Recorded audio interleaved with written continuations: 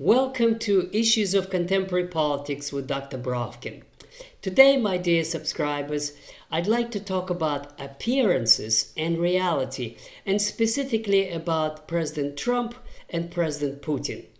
The reason I'd like to talk about it today is because in the last week or so, there have been very important developments in terms of their mutual perceptions and signals that they sent each other in this drama that is unfolding in front of our very eyes. To put it in a short term, the question that I'd like to discuss is what are the appearances and what is the reality? And I'll start with President Putin. Sometimes the appearances are a signal to be noticed to others. It's a symbol of to be reckoned with and to be taken seriously. And in this case, I'm talking about President Putin and his birthday, which he celebrated in St. Petersburg, the birthplace of Putin, and specifically in a Peter and Paul fortress. This is very, very interesting and unusual because I don't think that had ever been done before. And for your information, Peter and Paul fortress has, among other things, it was a fortress, it was a prison, and sometimes, but the most important association of Peter and Paul fortress is that this has a church where all the Russian czars and emperors are buried, almost all, except the last one, Nicholas II, but then it was his remains were brought there as well. Why would Putin celebrate his birthday? And the guests of honor were his generals. So this is the symbolism. President Putin celebrates his birthday in a place where he does homage to Russian emperors. And he's meeting the generals. And so the most important ones is, of course, Peter the Great.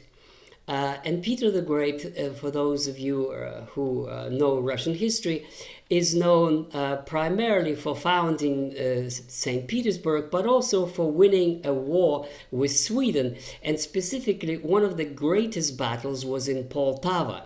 Now, Poltava is a city today in Ukraine. At that time, it was called Southern Russia. And it is between Kiev and Kharkov, which is a place that every Russian school child knows, a great victory in Poltava.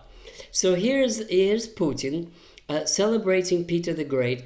And moreover, to the same topic of Peter the Great is during his Valdai Club speech. He cited a poem by Pushkin, which was about the Battle of Borodino, which is where the Russians defeated Napoleon in front of Moscow. And there was a passage in Pushkin's poetry where he talked about Putin himself said that is as if Pushkin wrote it about today. And the passage he referred to specifically was how the French would love to see the Slavic blood spill. And that's what he referred to, meaning that in application to today, this is the West Europeans and the French who still want the Slavs to spill their blood, and they're calling for war against Russia. Now, the second person of importance who is buried there is Catherine the Great. And Catherine the Great won the war against the Turks and founded what is now known as Novorossiya, which is southern Russia, which is specifically the city of Odessa. Now, also what is known about this perhaps historic meeting is that Putin gave a go-ahead to the Russian generals to expand their offensive against Odessa and Kharkov, and who knows, maybe even Poltava.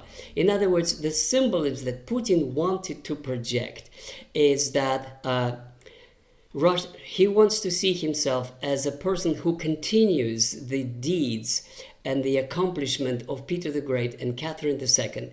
And in that sense, he's moving go ahead to the generals in the prosecution of the war in Ukraine to the victorious end against the criminal regime of Kiev, as it is now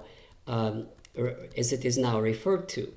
Now, at the same time, there's this ongoing controversy about Trump and the way the Russians should treat him. And again, here is the appearances and the reality are quite different. Now, Trump makes the appearance, in other words, his public presentation is that he has not made up his mind, that he's going to make up his mind soon, but he's basically talking down to the Russians that he is deciding what kind of missiles would hit Russia and what not. Now, the very fact that he positions himself in this way, and this is his public presentation, the reality show, signals two things. One thing, it shows to the Russian public that he basically is no different from Biden. That American president threatens to shoot American missiles against Russian targets. That disqualifies him from any concessions, any negotiations or anything. There's a very, very strong anti-Trump mood in the country because Trump talks to the Russians as if they were some kind of banana republic, and they really take it very, very seriously. They want to be treated as a great power, or at least a power to be reckoned with and taken seriously. Now, at the same time, President Trump says that he hasn't decided yet, and that in Cairo he dropped this line in an interview that Witkoff should go back to Russia and should start negotiations, hinting that he might be open to some kind of concessions and so on. That's his style, the appearances. His style is that the appearances are everything, and nobody should never know what his actual plan of action is. And that's what Trump is all about, not knowing the reality. Now, in fact, and this is the reality, in fact, Putin knows Trump quite well. And I think that Putin knows very well that there's not going to be any missile deliveries, simply because it doesn't make any sense, simply because they're not going to make any difference, because there are none of them available. And if there are available, are only 20 or 50. And the military specialists say that that's not enough. To make a big hit, you have to use at least 100. And also because the Russians know these missiles for decades, and they've been preparing in them, and that they have S-300 and S-400 and all kinds of anti-aircraft and anti-missile defense systems, and they would not be able to break through. And even if they do, it's not going to make a big difference. It would only lead to one thing and one thing only. Green light for the Russian military to destroy Zelensky's regime, whatever it takes. In other words, the retribution would not be against the American targets, because the American targets would provoke a World War III, but would increase the ferocity of Russian attacks on Ukraine army, Ukraine command and control posts, and maybe even specifically Zelensky and his government. Now, Putin knows that Trump knows, so they both know that this is all a show, and that the substance is that there's not going to be any Tomahawk missiles. Then why use it? But there's also one other interesting element to it, and that is that the very fact of trying to threaten Russia has completely undermined the show that Trump is exhibiting in terms of deciding or not deciding. Because now for Russians, it doesn't make any difference what he decided and what he didn't decide. They don't care. They basically are going to prosecute the war with much, much more vigor until total victory. And now even Putin is not hiding the fact that it's no longer 4 provinces. The situation has changed. It's going to be the entire Novorossiya as a minimum, which includes Odessa and Kharkov, and maybe even Poltava, and maybe even Kiev itself.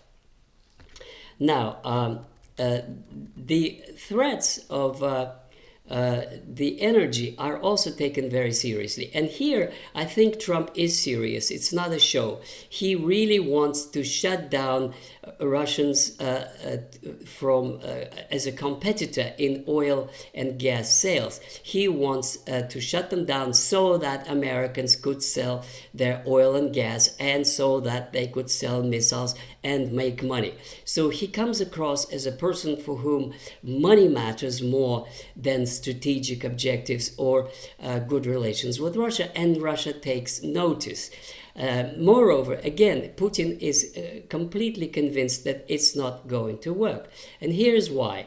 The Chinese are not going to stop buying Russian oil and gas simply because their industry requires it.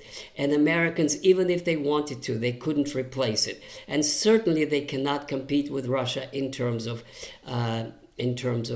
cost, because Russian Siberian oil has a pipeline and it's pretty cheap to deliver it to China, whereas the American one would have to be brought across the ocean. As no way they can compete on simply the financial side of things.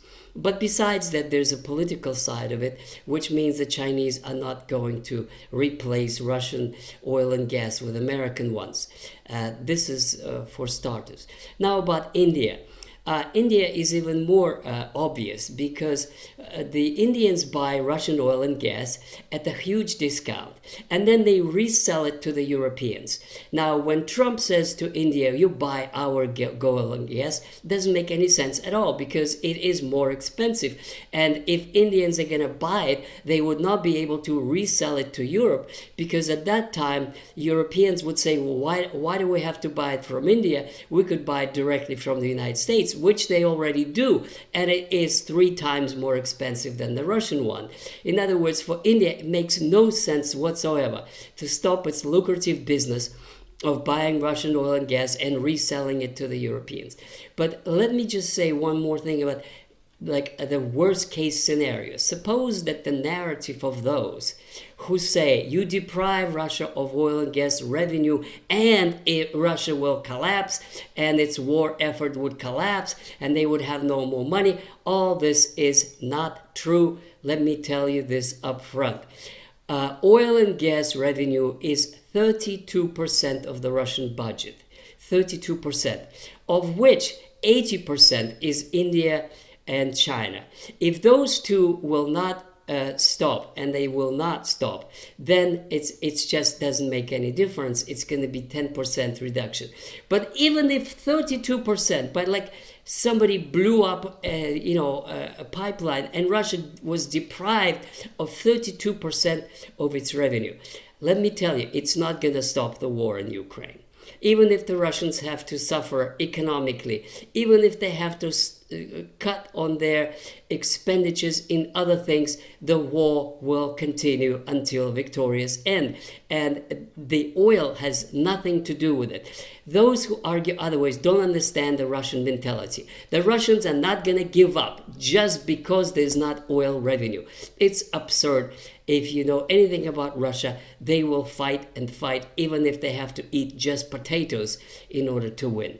So this is, to sum up, what I'm trying to say here is that the appearances are that Putin is sending is that he wants, I think he wants to be Vladimir the Great, a person who returned to Russia what is Russia's.